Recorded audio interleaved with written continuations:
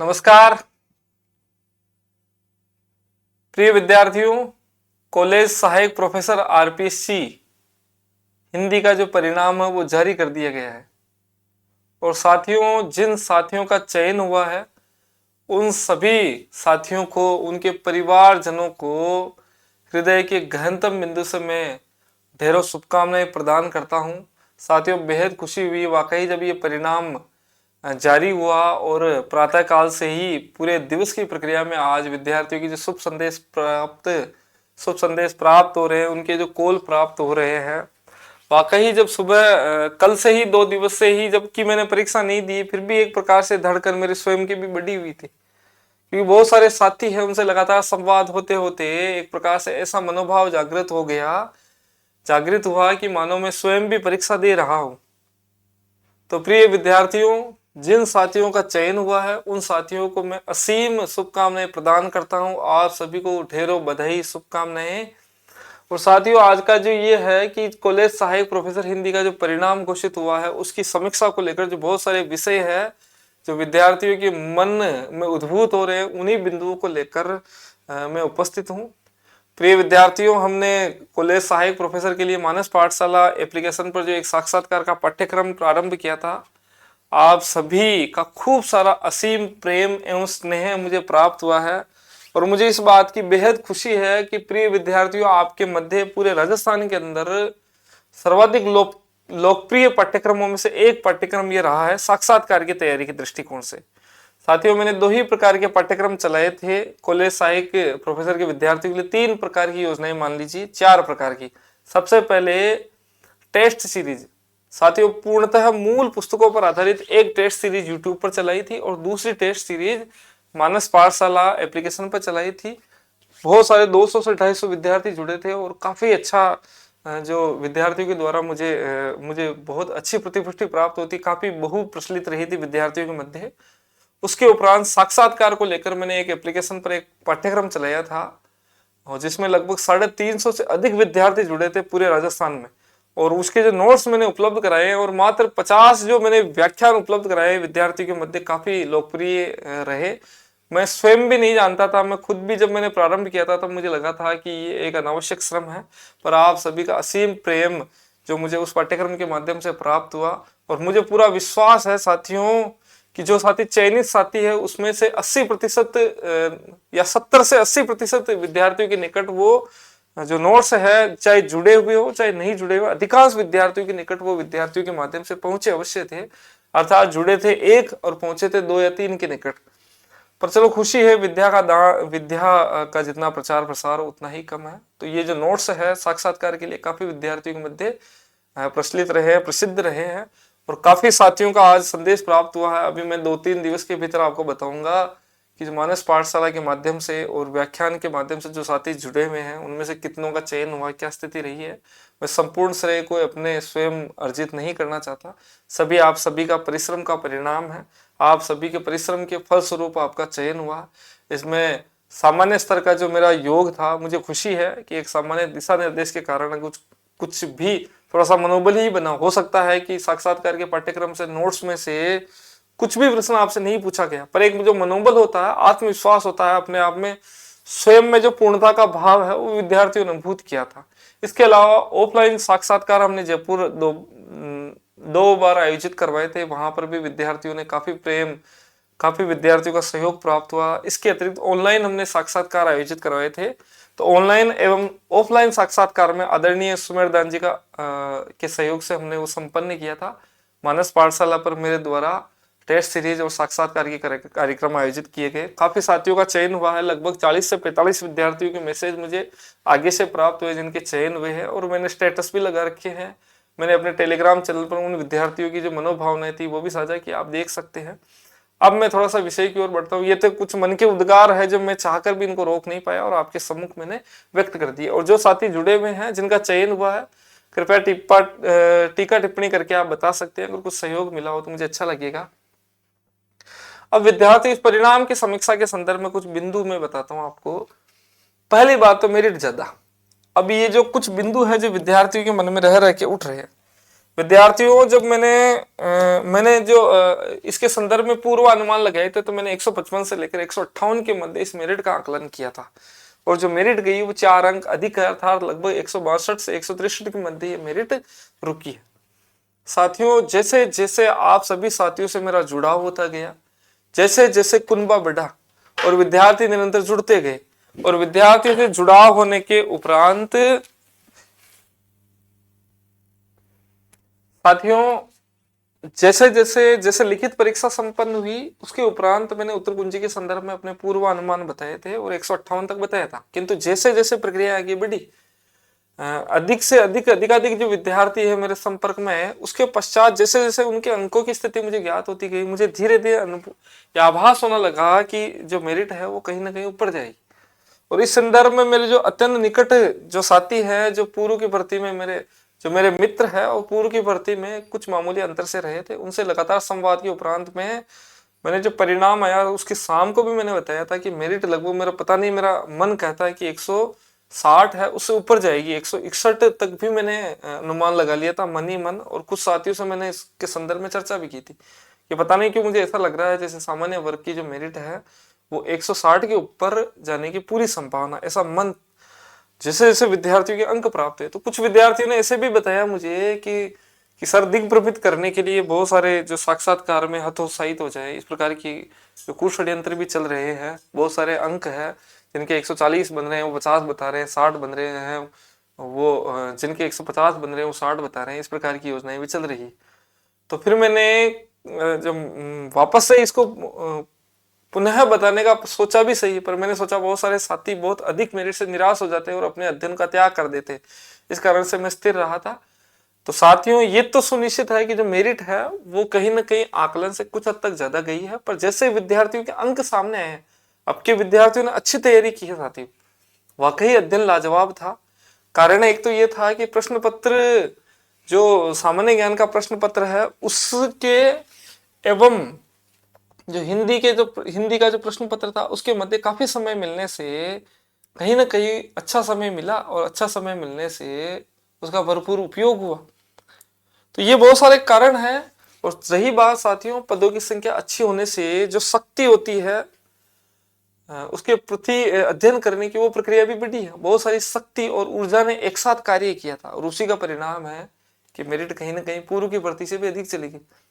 पद 214 थे, पर तैयारी करने वाले पूर्व की भर्ती में 66 पद थे। जी हाँ साथियों, पहले 66 पद थे और अब है 214।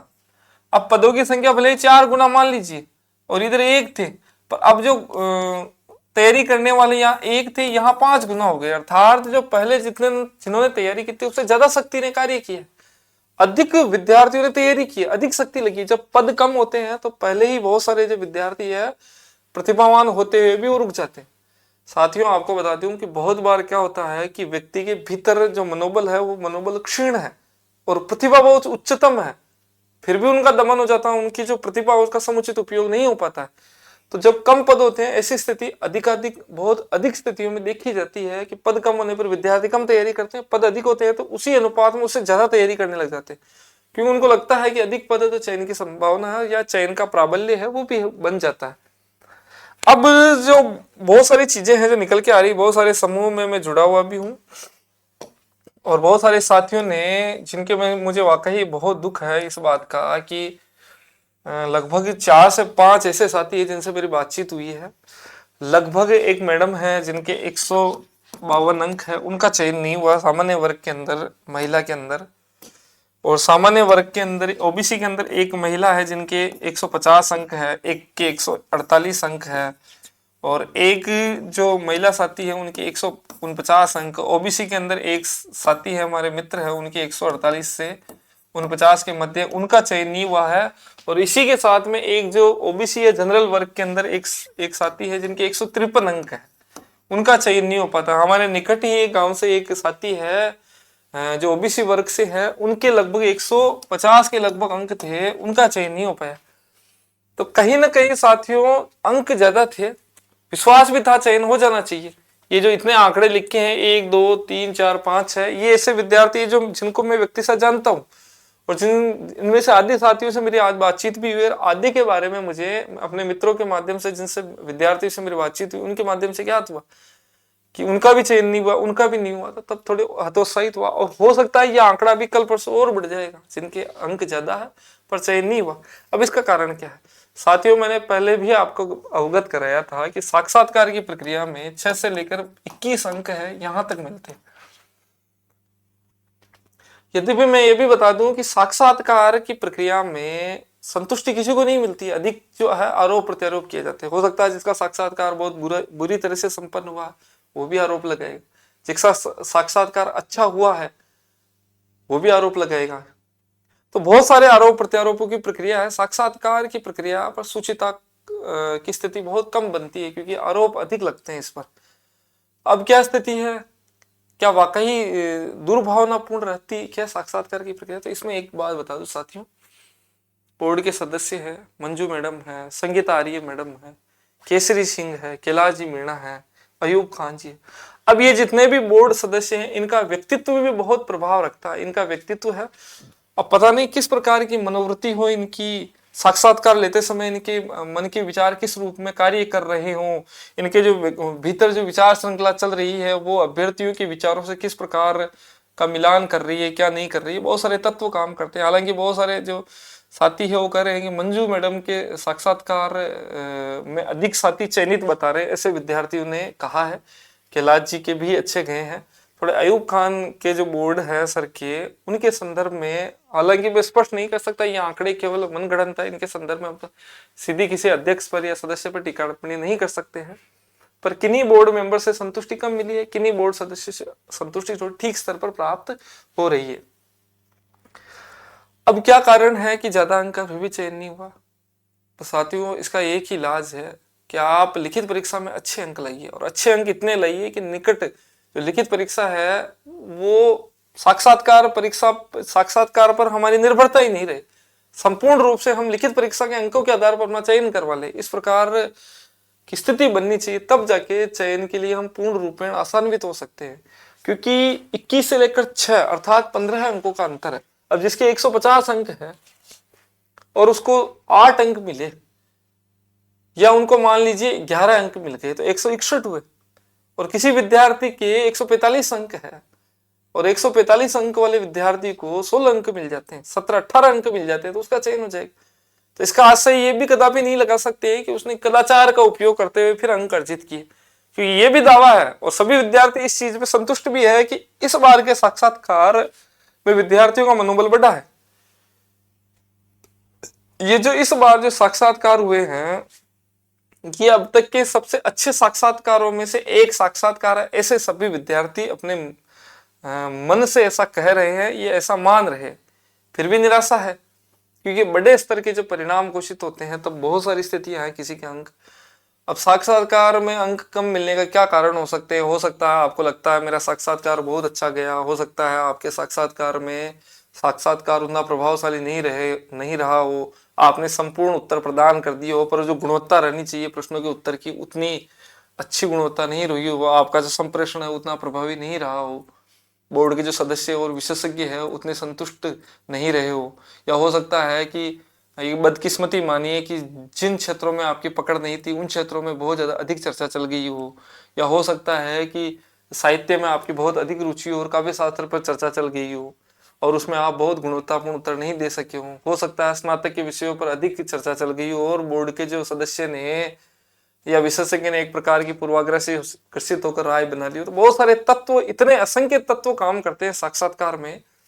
इसीलिए मैंने जब साक्षात्कार की तैयारी किस प्रकार करे तो इसमें मैंने आपको ये भी बताया था कि प्रिय विद्यार्थियों, आप कहीं ना कहीं अपनी जो दिव्य शक्तियां हैं, अपने जो परम पिता परमेश्वर की शक्ति है, जिनको भी आप मानते हैं आराध्य रूप में, श्रद्धेय रूप में, जिनकी आराधना करते हैं, पूजा विधान करते हैं, उन पर आप विशेष प्रकार की पूजा अर्चना रखिए। अपने मन के भीतर उनके प्रति एक श्रद्धेय भाव रखिए। अपनी दिव्य शक्ति के प्रति एक जितना आपका संबंध, जितना नेटवर्क अच्छा होगा, अर्थात मोबाइल का अच्छा नेटवर्क और अच्छी बातचीत या अच्छा नेट चलेगा, उसी प्रकार आपका जितना तारतम्य, जितना दिव्य शक्ति से रहेगा, उतना ही प्रभाव आपका, जितना आप सोचेंगे कि मेरा साक्षात्कार अच्छा जाना चाहिए, प्रश्न अच्छे पूछे जाएंगे, सब कुछ। तो बहुत सारी जो दिव्य शक्तियां वो भी कार्य करती है। तो अब ये जब मैं इस प्रकार की कोई अलौकिक चर्चा करने के लिए यहाँ उपस्थित नहीं हुआ, मेरा उद्देश्य ये भी नहीं है कि दार्शनिक विवेचना करूं, पर मेरा जो संपूर्ण अनुभव है साक्षात्कार की प्रक्रिया में, लगभग 250-300 मैंने साक्षात्कार लिए थे और साक्षात्कार के प्रश्न भी बनाए हैं। तो मैं ऐसे देखता हूं कि साक्षात्कार बहुत सारी चीजों को मिलकर फिर साक्षात्कार का निर्माण होता है। उसमें आपकी किस्मत और भाग्य भी साथ में चलता है। बहुत सारे परिश्रम के साथ में भाग्य और किस्मत भी आपके साथ होनी चाहिए। और भाग्य और किस्मत, ये जो भाग्य शब्द है, ये कहीं ना कहीं एक जो दिव्य शक्ति को पुकारने की ओर ले जाता है। अर्थात जो भाग्य है वो कहीं ना कहीं एक दिव्य आत्मा है, उससे प्रभावित होता हुआ नजर आता है। इसलिए आप जिसके प्रति अपने पूजा भाव है, उनका भी मनोरम बहुत सारा कार्य करता है। साक्षात्कार में कम अंक मिले हैं, बहुत सारे साथी हैं जो बेहद निराश है। उनको लग रहा है कि 148 अंक है, 5 अंक भी नहीं दिए गए, 6 अंक भी नहीं दिए गए। हो सकता है कि अंतिम परिणाम जो जारी होंगे, आपके अंक जारी होंगे, अंक कब जारी होंगे ये भी एक विषय है। तो पूर्व की भर्ती में प्रिय विद्यार्थियों 1 वर्ष लग गया था। चयन नियुक्ति के उपरांत 1 वर्ष के पश्चात जो अंक जारी हुए थे, तो कदाचित अब के भी यही संभावना अधिक रूप में उभर के सामने आ रही है कि 1 वर्ष तो कम से कम लग ही जाएगा, क्योंकि अभी तो साक्षात्कार की प्रक्रिया लगभग प्रारंभ हुई है। बहुत सारे विषय जिनके परिणाम आने शेष है, तो साल भर तक साक्षात्कार की प्रक्रिया चलेगी। फिर उनकी नियुक्ति होने के पश्चात अंक जारी होंगे, तो साल भर तक आप विचार का ही विषय है कि कितने अंक आए होंगे, कितने डिलीट हुए होंगे, कितने क्या, ये स्थिति। अब चयन नहीं हुआ, आगे क्या किया जा सकता है। तो मैं आपको बता दूं, साक्षात्कार में कम अंक आए हैं। अब भविष्य में वापस क्या ऐसे प्रयास किए जा सकते हैं। तो सबसे अच्छा जो कुशल विषय है वो ये है विद्यार्थियों की आपके निकट विज्ञप्ति सामने रखी हुई है। इतना अच्छा सुअवसर बहुत सारे वर्षों के अंदर कभी कभार ही निर्मित हो पाता है कि एक परीक्षा में असफल हुए और तत्काल दूसरी भर्ती प्रक्रिया आपके समक्ष आपको मिल जाए। पदों की संख्या या पदों की जो स्थिति है वो यद्यपि कम है, तथापि जो ऊर्जा है, वो शक्ति है, वो भी कम लगेगी। या यूं कह सकते हैं कि इस 58 पदों की लड़ाई के अंदर वही विद्यार्थी सफल होंगे जो पूर्णतः आश्वस्त होके अपने मनोबल को, प्रतिभा थोड़ी सी कम है पर जो ये मन की जो अस्थिरता है इसको नियंत्रित करेंगे। ये जो डामाडोल स्त्री होता है ना, मन जो प्रभावित होता रहता है, कम पद है, क्या चयन होगा, 214 में चयनित नहीं हुए तो अब क्या होगा। तो विद्यार्थियों, मेरा तो यही सुझाव है कि यदि आपको ये जो प्रक्रियाएं हैं, प्रशासनिक प्रक्रियाएं हैं, साक्षात्कार की प्रक्रियाओं पर अगर विश्वास थोड़ा सा उठता हुआ नजर आ रहा है, तो फिर इसका सबसे अच्छा तरीका है इससे बचने का कि आप लिखित में सर्वोत्तम अंक अर्जित कीजिए। लिखित में बहुत अच्छे अंक अर्जित कीजिए। एक लड़की है, एक महिला साथी है जिनका चयन अभी हुआ है अपने इस भर्ती के अंदर। आप आश्चर्य करेंगे, उनके 152-53 अंक थे सामान्य कॉलेज शिक्षा के अंदर इस भर्ती में जिसमें चयन हुआ। उसके बावजूद भी उन्होंने संस्कृत की जम के तैयारी की। और जब वो मेरे से जुड़े हुए थे तो मैंने कहा भी था आपका चयन हो जाएगा, आप मत कीजिए अतिरिक्त प्रयास, आप केवल साक्षात्कार पर ध्यान दीजिए। उन्होंने कहा नहीं सर, मुझे कोई भरोसा नहीं है, पता नहीं क्या कुछ हो जाए, तो मैं तो पहले संस्कृत कॉलेज शिक्षा की लिखित परीक्षा की तैयारी करूंगी, उसके उपरांत मैं कर लूंगी। 10-15 दिन में मैं बहुत अच्छा प्रयास करूंगी। और उनका चयन इसमें हो गया और संस्कृत कॉलेज शिक्षा में भी 160 के ऊपर अंक आ रहे हैं। तो कहने का आशय ये है साथियों कि आप लिखित परीक्षा पर जितना हो सके उतना अधिक प्रयास कीजिए। जितनी शक्ति आपको लगाना उतना आप लिखित परीक्षा पर लगा दीजिए, ताकि साक्षात्कार में आपकी स्थिति थोड़ी नियंत्रित रहेगी। हमारे बहुत सारे साथी हैं जिनका चयन केवल अभी लिखित परीक्षा के आधार पर ही हुआ, जो कुछ अंकों से रह गए थे, जिनको पूर्व की भर्ती में साक्षात्कार में कम अंक मिले थे। तो उन्होंने अब के केवल लिखित परीक्षा पर ही जमकर अभ्यास किया था और उनके लिखित परीक्षा में 155 से ऊपर थे। अधिक साथियों के उसमें 155 से ऊपर अंक थे। तो कहने का आशय ये है विद्यार्थियों की चयन नहीं है, आगे अब क्या करें। तो आगे यही किया जा सकता है कि आगामी जो भर्ती प्रक्रिया है जो 58 पदों के लिए निकली हुई है, उसके लिए आप लिखित परीक्षा में अधिक अंक कैसे अर्जित कर सकते हैं, उसके लिए आप प्रयास कीजिए। लिखित परीक्षा में आप सर्वोत्तम अंक कैसे अर्जित कर सकते हैं, उस पर आप प्रयास कीजिए। बाकी मेरे हिसाब से अब किस्मत का रोना हो, चाहे चयन नहीं हो पाया है, व्यवस्थाओं पर दोष देना हो, इस प्रकार की चीजों को आप त्याग दीजिए विद्यार्थियों। ऐसे प्रतिभावान साथी भी है जिनका इन भर्ती में चयन हुआ है, और जो पूर्व की भर्ती में हमारे समूह में सबसे अधिक प्रतिभावान थे उनके पहले भी अंक कम आए साक्षात्कार में। अब के भी उनका साक्षात्कार जितना उनकी प्रतिभा उस अनुरूप नहीं हुआ, अब के भी कम अंक आए। पर पिछली बार उनका चयन नहीं हुआ, अब की बार उनका चयन हो गया। सबसे बड़ा कारण था जो अंतर उत्पन्न हुआ है, वो अंतर का सबसे मूल कारण था लिखित परीक्षा के अंक। अब के उन्होंने ध्यान दिया कि लिखित परीक्षा में ही मुझे चयन की स्थिति को जन्म दे देना, और वो उत्पन्न हो गई साथियों। तो सभी विषयों का एक ही निष्कर्ष है कि आप केवल लिखित परीक्षा पर अपने ध्यान को सर्वोत्तम रखिए, और जब लिखित में अच्छे अंक आ जाते हैं तो साक्षात्कार में भी अच्छे अंक आ जाते हैं, ये भी सुनिश्चित है।